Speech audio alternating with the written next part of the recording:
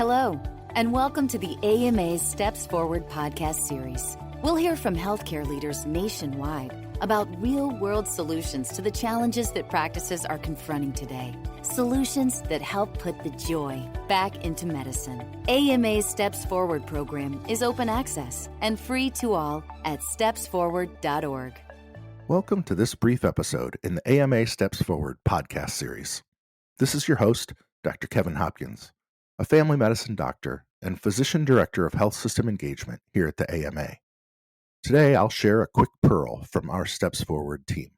When it comes to using a patient portal, both patients and care teams need to understand that communication through that electronic portal just can't replace physician visits, whether virtual or in person.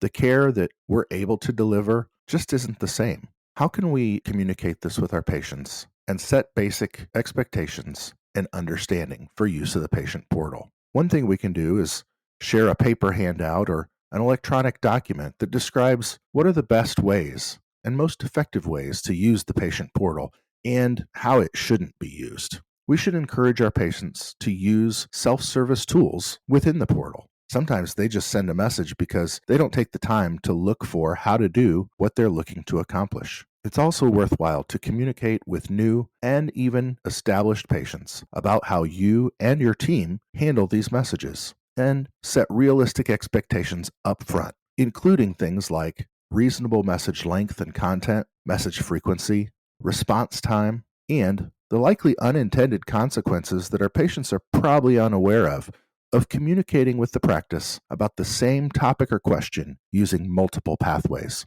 It's not uncommon that I will get messages from a patient about the same issue through the patient portal, a telephone call, and maybe even a letter in the mail. Be open and honest with patients who, honestly, are sending more messages than the care team can reasonably manage and respond to. I've had to do that myself, and while it's difficult, if it's done honestly and sincerely and humbly, our patients generally understand. Frequent, regularly recurring appointments is one way to approach caring for patients who need frequent or complicated messages or contact the office regularly by phone or other means. We can also engage our care team members in addressing patient portal messages. Not all patient portal messages should come directly to the physician. Many, probably even most, can be handled by another capable member of the team who's engaged.